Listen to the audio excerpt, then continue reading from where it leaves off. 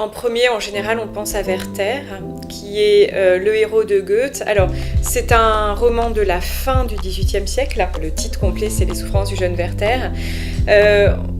Amour et souffrance au XIXe siècle, on pense tout de suite à ce roman.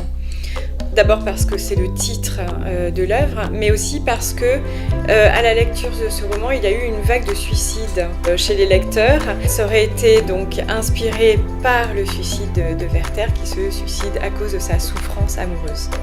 D'abord, ce qui va m'intéresser avec le jeune Werther, c'est le rapport en fait entre la littérature et la vie. C'est-à-dire qu'on pense toujours que la littérature est inspirée par le réel qu'il représente. Et là, on voit que les souffrances du jeune Werther vont au contraire inspirer l'action dans le réel. Donc il y a ce rapport qui s'inverse à partir de la souffrance amoureuse. C'est Oscar Wilde à la fin du siècle qui dira dans la préface du portrait de Dorian Gray, ce n'est pas l'art qui imite la vie, c'est la vie qui imite l'art. Alors je pense que c'est très intéressant par rapport à ce rapport entre la souffrance et le roman. Et il me semble que peut-être que le roman est à la source, bien souvent, de la souffrance amoureuse dans le monde réel. Le deuxième héros auquel je penserais pour la souffrance amoureuse, c'est Jeanne Le Hardoué. Alors c'est un roman beaucoup moins connu, c'est L'Ensorcelé de Jules Barbé-d'Aurevilly. Je trouve ce roman très très intéressant parce que c'est un roman qui est écrit vers le milieu du XIXe siècle et qui décrit la passion amoureuse d'une jeune femme pour un prêtre. Alors, le sujet peut sembler assez vu et revu, si ce n'est que ce prêtre est entièrement défiguré. Il est d'une laideur inouïe, son visage est tellement laid que le narrateur ne parvient pas à le décrire et dit c'était une chose sans nom. Donc c'est un personnage qui a tiré avec son fusil sur son visage pour se suicider et qui ressort de ce tir entièrement défiguré. Le personnage de Jeanne voit pour la première fois ce prêtre lors d'une messe. Donc la scène de rencontre amoureuse qui est un des topoi, un des clichés, des lieux communs de la littérature, se passe lors d'une messe. Donc le lieu est moins banal que la scène de bal ou le jardin. Et qui plus est, c'est l'amour non réciproque d'une jeune femme pour un personnage absolument défiguré. Donc ça, je trouve que c'est intéressant, parce que ça interroge vraiment le rapport entre la souffrance et l'amour. Parce que la souffrance physique du personnage due à cette tentative de suicide, etc., peut sembler être à l'origine de cet amour. Et ce titre de L'Ensorcelé interroge. Qu'est-ce qui a pu faire que ce personnage de Jeanne Le Hardoué tombe amoureux de ce prêtre défiguré ? Voilà, donc là je pense qu'il y a une réflexion très intéressante sur le rapport entre souffrance et amour. Évidemment, tout au long du roman, cette jeune femme va souffrir éperdument de cet amour vain pour ce prêtre. Le prêtre la méprise totalement, n'a strictement aucun attachement pour elle.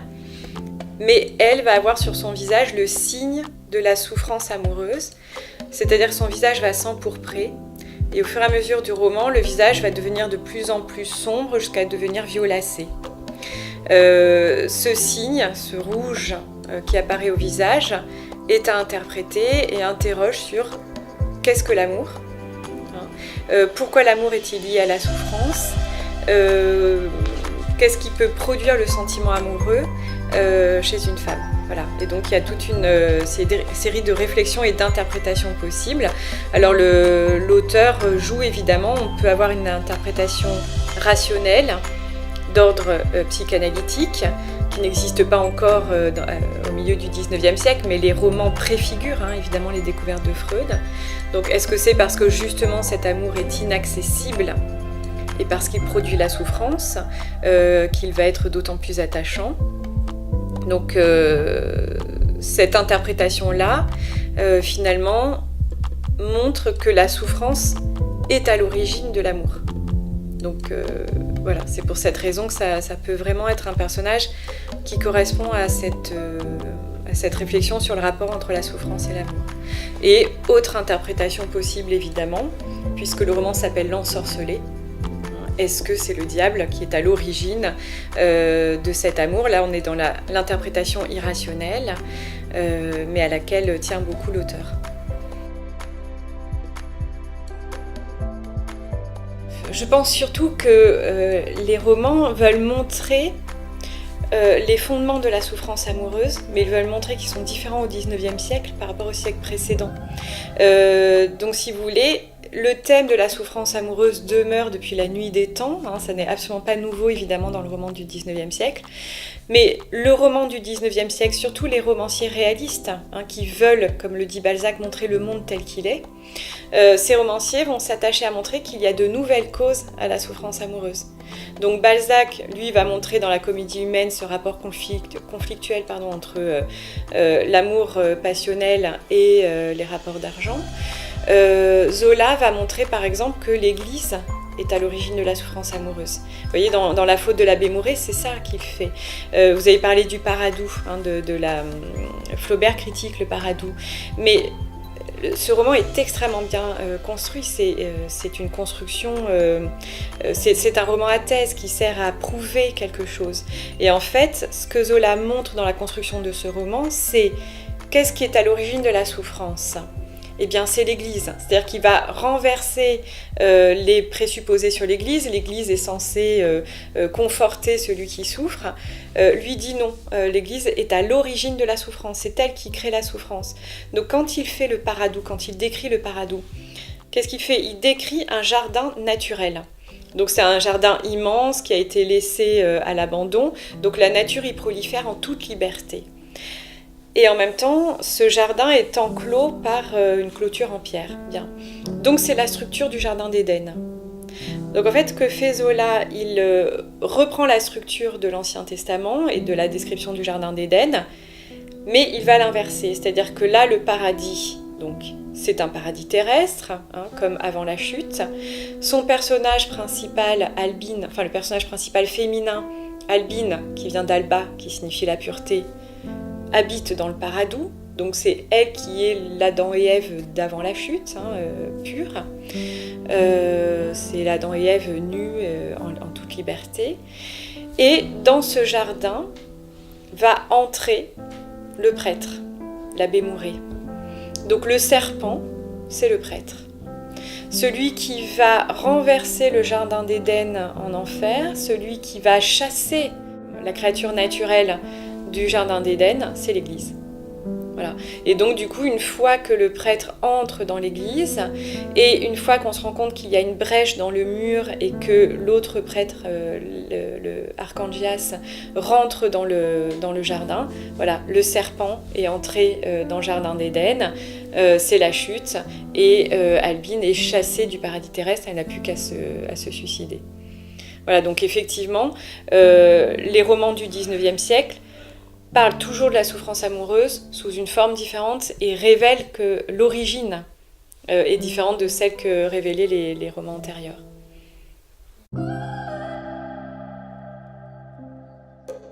Pour les auteurs, alors l'origine est différente. Ça va être la présence du diable dans le monde contemporain, ça c'est Barbé d'Aurevilliers avec L'Ensorcelé. C'est la présence anachronique de l'Église dans notre société, ça c'est Zola, vous voyez. Donc pour l'un et pour l'autre, l'origine de la souffrance amoureuse est inverse. Voilà. Évidemment, oui, il y a la religion chrétienne. D'abord parce que c'est un modèle de pensée pour la culture occidentale. Dans la religion chrétienne, le Christ souffre. Si on remonte à l'étymologie du terme passion, ça signifie souffrance. Et quand on parle de la passion du Christ, c'est en fait le chemin de croix du Christ. C'est lorsqu'il porte sa croix, qu'il est couvert de la couronne d'épines, qu'on le frappe, qu'on lui crache au visage, etc. Cette passion est extrêmement importante parce que c'est dans la religion chrétienne la souffrance du Christ, sa crucifixion, sa lente agonie, qui va racheter les péchés du monde. Donc il y a effectivement dans la religion catholique un modèle de souffrance qui est le Christ, et le Christ est toujours représenté en croix, donc au moment où la souffrance est la plus forte. Et il y a bien l'idée que la souffrance des martyrs rachète les péchés des pécheurs. Voilà, donc il y a ce modèle de souffrance, d'autant que le modèle féminin par excellence dans la religion chrétienne, c'est la Vierge. Et la Vierge, c'est celle qui souffre de la mort de son fils. Et donc elle est représentée par exemple dans les tableaux, c'est la Mater Dolorosa, toujours au pied de la croix, souffrante en pleurs, etc. Donc déjà avec le Christ, donc la passion du Christ, la Mater Dolorosa, on voit toujours que la douleur, la souffrance physique et morale sont toujours les modèles même de l'amour de son prochain. On aime l'autre à travers la souffrance et finalement, plus on souffre, plus on donne la mesure de la puissance de notre amour. Donc, il y a ce modèle de souffrance qui est à l'origine.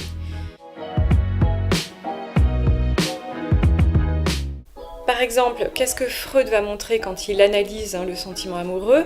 Il va montrer que l'amour vient du manque. On désire ce qui manque.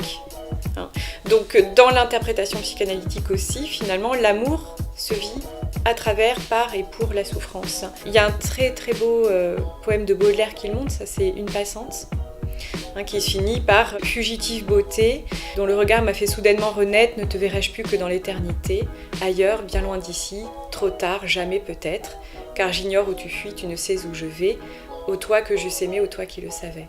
Donc évidemment, ici, l'amour naît justement de cette fuite. La passante, c'est celle qui passe et fuit, qu'on ne peut jamais saisir. Donc ça correspond tout à fait à ce que décrit Freud par rapport au désir.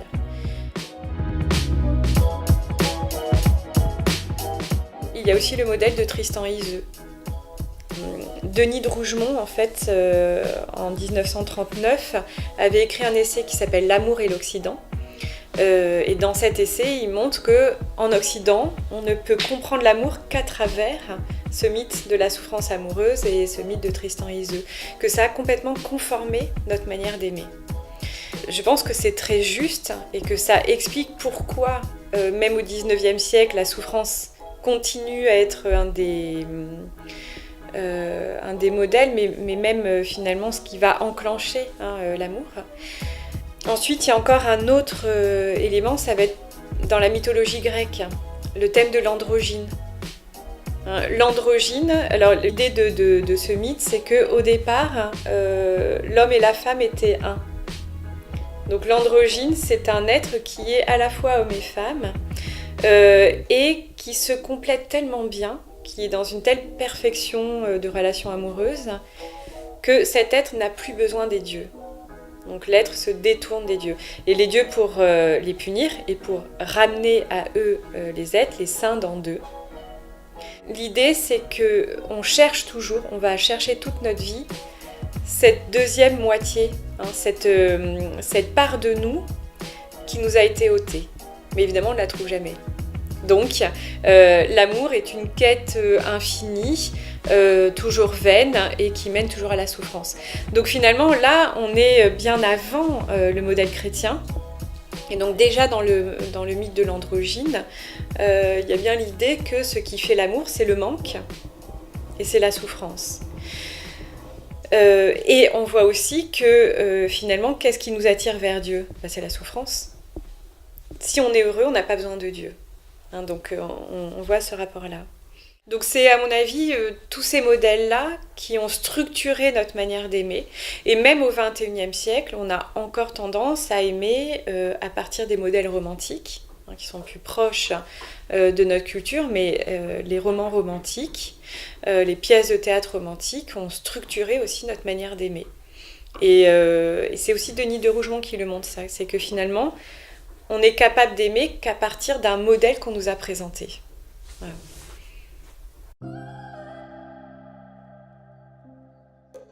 Si on s'en tient à la souffrance amoureuse, le premier personnage qui souffre, c'est Louise de Rênal, la première maîtresse de Julien.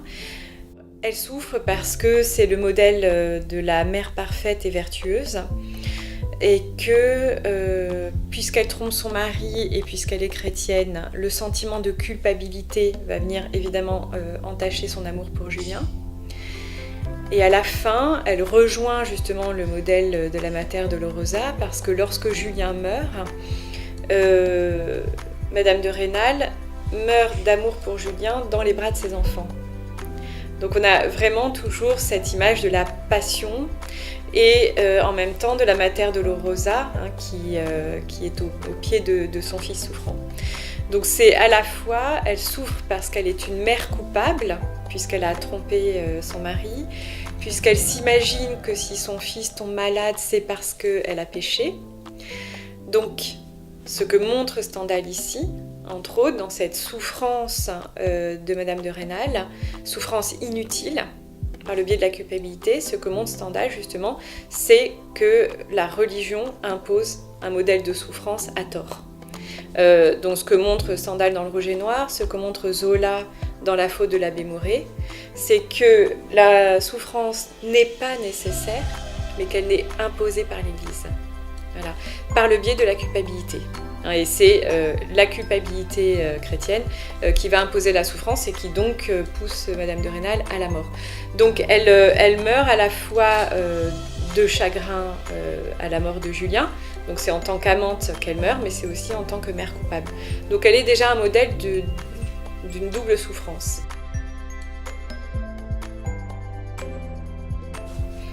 Alors elle, c'est exactement l'inverse de Madame de Rênal. Mathilde La Mole s'ennuie. C'est un personnage aristocrate qui vit à Paris, dans des milieux aristocrates, qui est oisif et qui trouve que les jeunes gens qui l'entourent sont bien banals et fades.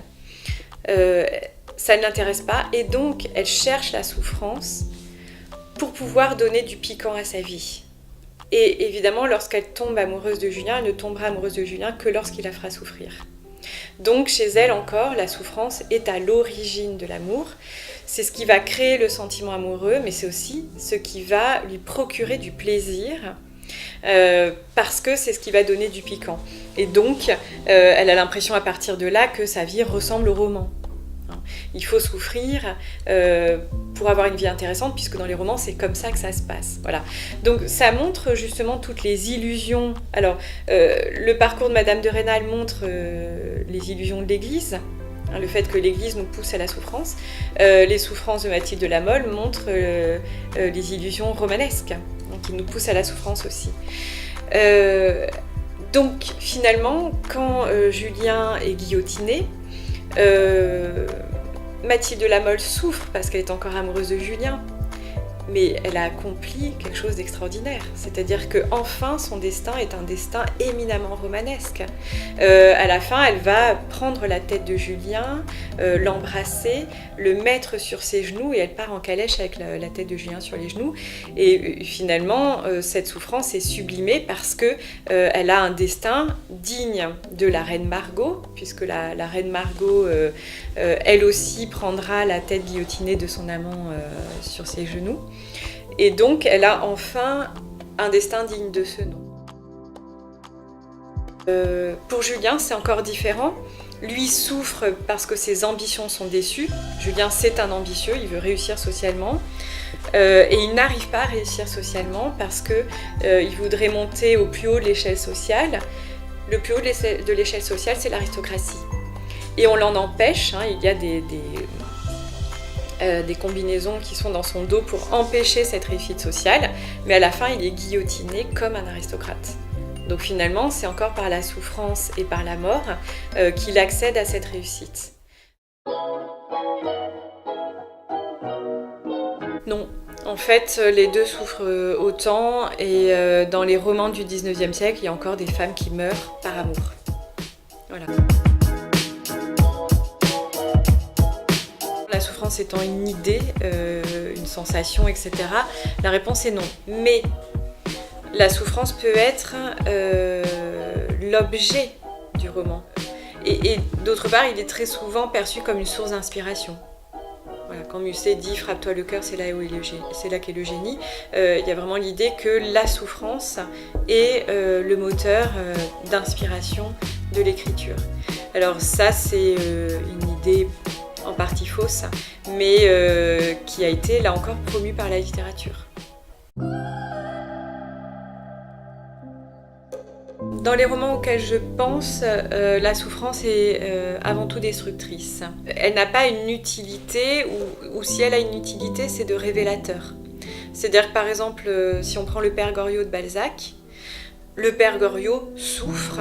Le Père Goriot a dilapidé toute sa fortune pour permettre à ses filles de faire de très beaux mariages, pour que ces filles, qui sont des petites bourgeoises, parviennent en haut de l'échelle sociale. Et ces filles l'abandonnent complètement parce qu'elles ont honte de lui et parce que justement dans les milieux auxquels elles ont accédé, il serait honteux de montrer qu'elles ont un père qui était un vulgaire commerçant. Le personnage central est un personnage qui souffre et on le voit décliner au fur et à mesure du roman jusqu'à sa mort. Il est souvent décrit comme un Christ, justement, qui se sacrifie pour ses filles. C'est le pater doloroso, donc c'est l'inverse de la mater dolorosa. Cette souffrance n'a aucune utilité, parce à quoi vont accéder ces filles? Certes, à la plus haute échelle sociale, mais elles vont souffrir énormément. Donc du coup, ça n'a aucune utilité. En revanche, l'autre personnage principal qui est Rastignac, qui est le jeune arriviste, va être le témoin de cette souffrance, va être le seul à accompagner le Père Goriot au cimetière pour sa mort, pour son enterrement. Et à ce moment-là, cette souffrance extrême et inutile du Père Goriot sert de révélateur à Rastignac. Il comprend qu'il n'a rien à attendre de l'amour, de l'amitié, etc. Donc il refuse d'être plongé dans l'illusion du sentiment amoureux et il devient cynique. Et donc c'est là où on a cette fameuse scène qui se passe dans le cimetière du Père Lachaise, où on enterre le Père Goriot, cimetière qui domine Paris, et Rastignac regarde Paris et dit « à nous deux maintenant ». Voilà. À nous deux maintenant, et à ce moment-là, il décide de réussir socialement de manière cynique et en utilisant les femmes comme tremplin pour la réussite sociale. Donc, est-ce que la souffrance sert à quelque chose? Non. En revanche, elle est révélateur du cynisme du monde contemporain et Rastignac devient ce qu'il est ensuite, c'est-à-dire un cynique, à cause du spectacle de la souffrance du Père Goriot. Les uns montrant que la souffrance est le seul moyen pour aimer, et les autres au contraire que c'est une illusion et que c'est ce qui interdit l'amour. Chaque auteur a une vision singulière du monde et de l'amour. Mais bon, je vous ai parlé de Stendhal qui va analyser les différentes manières d'aimer et aussi le rapport avec la souffrance. Balzac, par exemple, écrit un roman qui s'appelle Mémoires de jeunes mariés. Et les deux jeunes femmes ont une correspondance. Et ce sont deux manières différentes d'aimer. L'une ne peut aimer que de manière romanesque, passionnée, ce qui la conduit au suicide. Elle va être extrêmement malheureuse et ça la conduit au suicide. Et l'autre, au contraire, a une manière d'aimer très sage, très rationnelle. C'est-à-dire que ce que montre Balzac à partir de ce personnage, c'est que il faut se contenter d'une estime de l'autre et d'une tendresse dans le mariage pour être heureux. Et donc, Balzac, par le biais du parcours opposé de ces deux jeunes femmes, montre la nécessité de séparer l'amour de la souffrance, mais aussi de séparer l'amour de la passion au sens plus large du terme, justement pour éviter la souffrance. Après, Flaubert va aussi lier amour et souffrance, par exemple, dans Madame Bovary, où il montre, là encore, que le modèle que nous impose le romantisme est une illusion. Et que Madame Bovary ne peut comprendre finalement l'amour qu'à travers le schéma que lui impose le romantisme.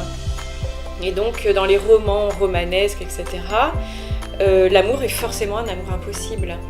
Donc elle ne découvre l'amour que lorsqu'elle trompe son mari. Et en fait, ce que montre le roman, c'est que elle passe à côté d'un amour possible qui est celui de son mari. Son mari est le seul à l'aimer réellement et éperdument, comme pourrait le faire un héros romantique. Mais elle ne le voit pas parce qu'il ne correspond pas au schéma romantique. Mais lorsqu'elle va tromper son mari pour la première fois, elle se regarde dans la glace avec un air émerveillé en disant « j'ai un amant ». Voilà, j'ai un amant. C'est-à-dire, ma vie est enfin conforme à ce que j'ai lu dans les romans. Et donc, elle ne pourra aimer que par la souffrance, ce qui la conduit encore au suicide. Donc vous voyez qu'à chaque fois, c'est des modèles assez différents que nous proposent les auteurs. Barbé d'Aurevilly, là aussi, là encore, me semble très original. Il écrit une nouvelle qui s'appelle « Le bonheur dans le crime ». Donc là encore, il relie souffrance et amour, mais en inversant complètement les attentes, parce qu'il raconte l'histoire d'un couple adultère.